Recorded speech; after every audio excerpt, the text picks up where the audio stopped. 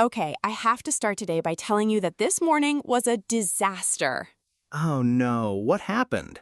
So, alarm goes off, I reach for my phone, I'm half asleep, and I accidentally dismiss the alarm instead of snoozing it, and then I fall back asleep for 40 minutes.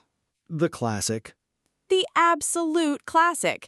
And I wake up, I have this podcast to record, and I'm already late, and I haven't had coffee, and my hair is a situation. Your hair looks fine. My hair is not fine, Jake, but thank you.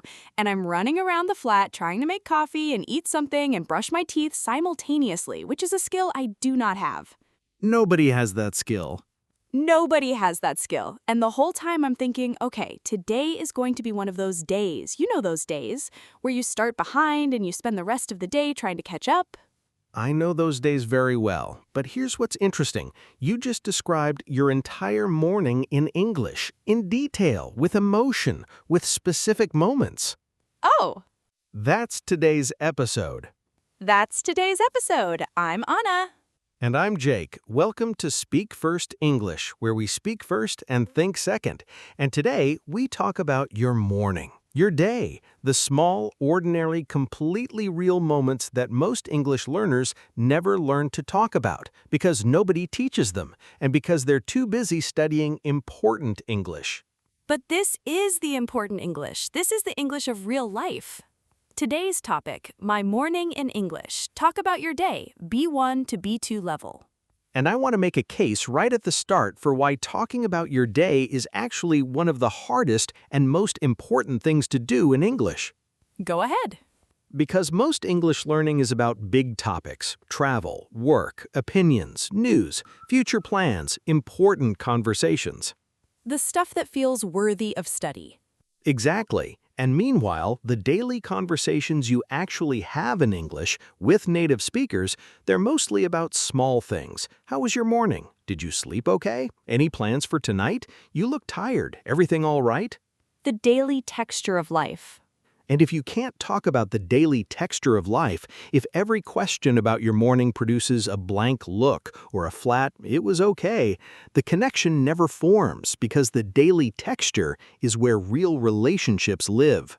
You can discuss climate change in perfect English, but if you can't say, I overslept and I'm kind of frazzled, you're missing the most human part of the conversation. Frazzled. That's a word we're coming back to. We're definitely coming back to that. Before we dive in, please share this episode because everyone who is learning English has mornings, and most of them have no idea how to describe those mornings in English. This is the episode for them. Let's talk about mornings. Jake, what was your morning?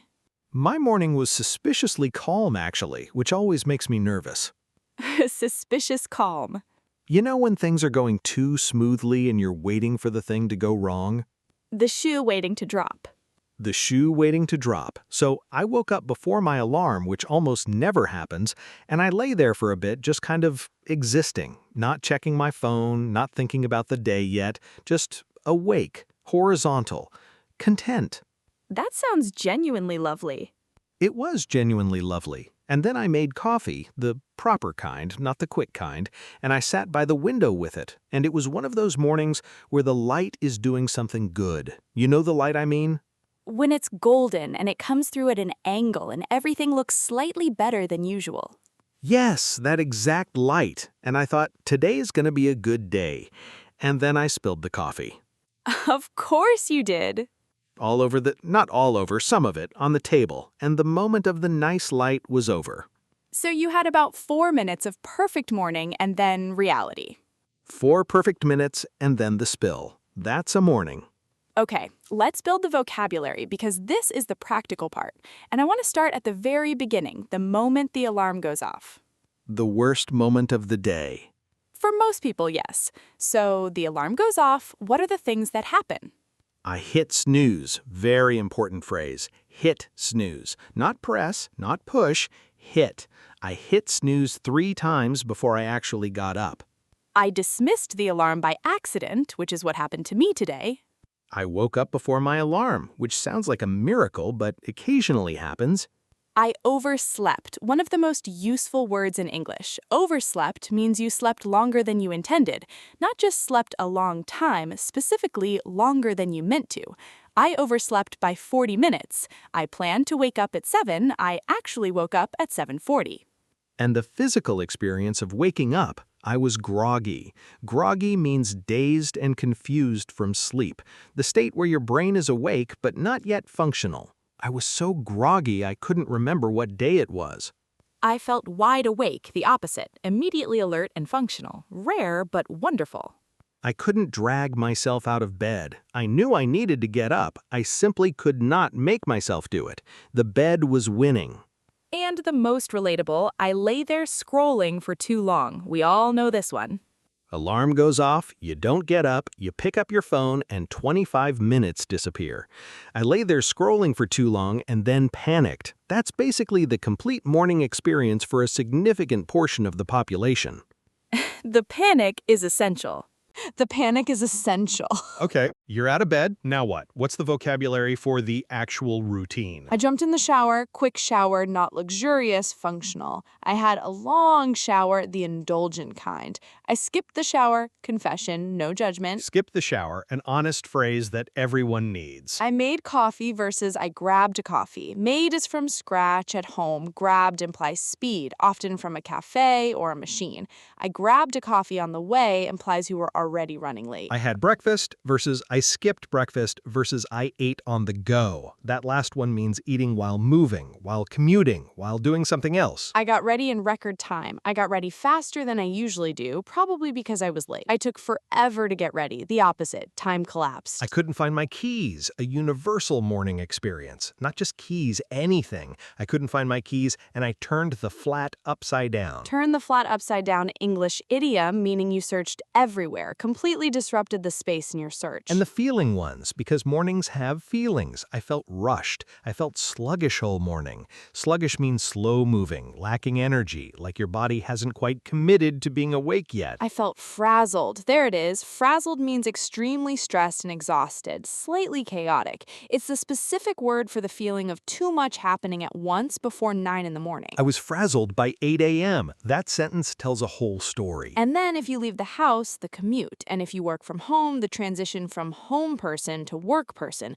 which is its own thing. The commute vocabulary. I took the metro, I took the bus, I drove, I walked. Simple but important to be able to say smoothly. The commute was a nightmare. Everything went wrong. Traffic, delays, crowding. The commute was actually fine, almost a miracle. I used the commute to listen to this podcast, the ideal use of commute time. We appreciate that. The commute was actually fine, almost a miracle. I used the commute to listen to this podcast, the ideal use of commute time. I went in early, arrived at work or wherever before expected.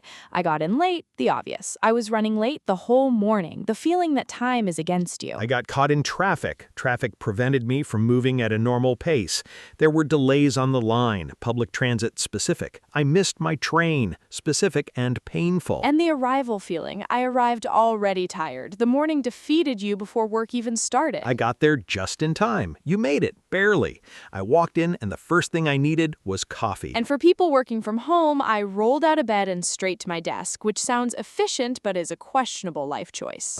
Questionable but relatable. I needed a proper breakfast before I could face my emails, facing emails, as if emails are a confrontation, which they sometimes are. Okay, beyond the morning, because talk about your day is a question that comes up constantly in English. How was your day? And most learners say, it was good, busy, fine. And the conversation dies. And the conversation dies, because fine is a closed door. So today, we learn to open the door. The door opening phrases. Honestly, it was one of those days where nothing went dramatically wrong, but nothing quite went right either. That sentence, learn it, use it. It describes about 40% of all days. It was actually really good, better than I expected. It was a bit of a write-off, honestly. A write-off means a day that was so unproductive or difficult that you've mentally accepted it as lost. I had a really productive morning and then completely fell apart after lunch. Very specific, very relatable, tells a full story. It was fine, but I'm tired in that way where I can't tell if I actually did a lot or just did a lot of worrying. Oh, that's a real thing. That's a very real thing. The tired of worrying versus the tired of doing. I need to decompress. Decompress means to relax after stress, to let the pressure of the day release, like a pressure valve.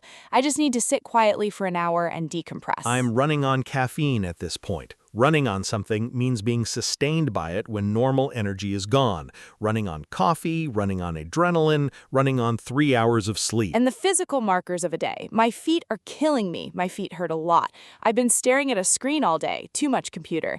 I haven't moved from my desk in 4 hours. The sedentary office day. And I want to add something because we've talked in other episodes about going beyond surface level. The honest check-in. What to say when someone asks how your day was and you want to give a real answer. The real answer. Not fine, not busy, the actual thing. And this is vulnerable sometimes because the real answer might be, I had a hard day and I'm not entirely sure why. I've been in my head today. In my head means preoccupied, overthinking, caught in your own thoughts rather than present. I had a productive day, but I feel strangely flat. Flat means without energy or emotion, not sad, just low. Today was harder than it should have been. This one is honest without being dramatic. It acknowledges difficulty without catastrophizing. I'm trying to shake off the morning. Shake something off means to get rid of the effect of something negative. I spilled coffee everywhere at 8 a.m. and I'm still trying to shake it off. And the good days, because sometimes the day is genuinely good, and you should be able to say that in English too. I had one of those days where everything just clicked. Clicked, fell into place, worked smoothly, felt right. I'm in a really good headspace today. Headspace means mental state. Good headspace means calm, clear, focused.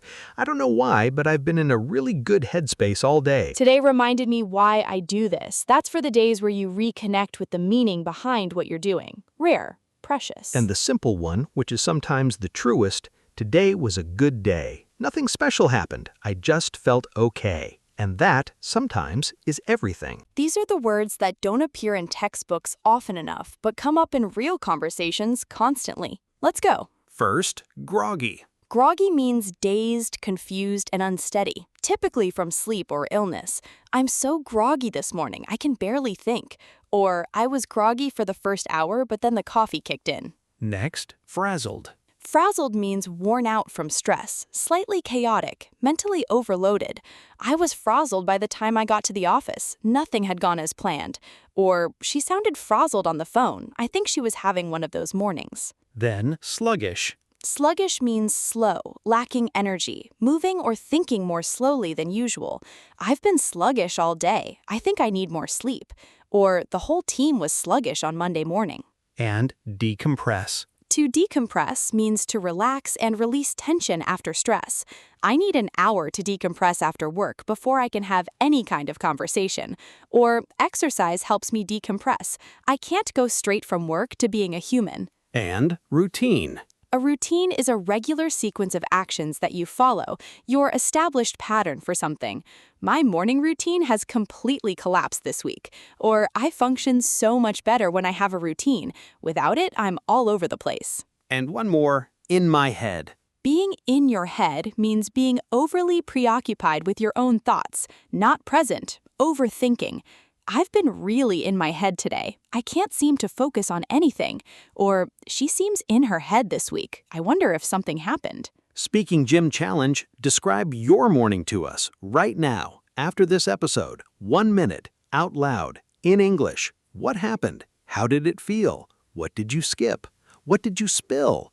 What were you thinking about while you were getting ready? Go! The timer is on. 4 things you can do starting tomorrow morning. 1. Narrate your morning out loud or in your head in English. The alarm went off. I hit snooze. I was groggy. The shower woke me up. I made coffee. I was running late, but I made it.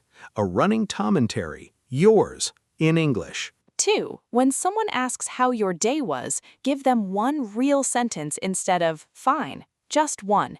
It was one of those days where nothing went wrong, but nothing quite clicked. That's it. One sentence. Real. 3. Learn your personal morning words. What are the 3 things that always happen in your morning? And what are the 3 words or phrases for them in English? Find them, say them, use them. 4. Share your morning with us, in the comments, in English, however small, however undramatic, because the small and the undramatic is exactly what we're practicing today. Quick recap. The vocabulary of waking up, hit snooze, overslept, groggy, sluggish, lay there scrolling, wide awake. The vocabulary of the routine. Jumped in the shower, grabbed a coffee, ate on the go, couldn't find my keys, frazzled, rushed. The vocabulary of the commute and arrival: running late, caught in traffic, got in just in time, arrived already tired. The honest check-in.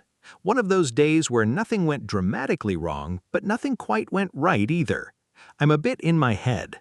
I had a day. Our question for today: How was your morning today? Be specific. One thing that happened, one thing you felt, one thing you needed. write it in the comments, in English, as specific as you can. Because the small moments are where the language lives, and the language lives when you use it for real things. Even for spilled coffee, especially for spilled coffee. This was Speak First English. Until next time, speak first, think second, and tomorrow morning, narrate, even just for 30 seconds, in English while the coffee brews. Take care. Bye, everyone. Bye-bye.